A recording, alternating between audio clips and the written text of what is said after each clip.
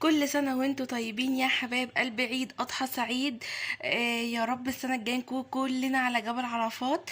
أنا حبيت أحتفل بليلة العيد بقى بطريقة خاصة كده، بالرنجة وجمالها وبتحلية بالمانجا والعيش بقى الجميل البلدي. تعالوا بقى كله معايا، الرنجة وجمالها بقى متظبطة كده، وليمون وبصل بقى وايه. مش قادرة اقول لكم، طبعا البيبسي اكيد بعد الاكلة دي.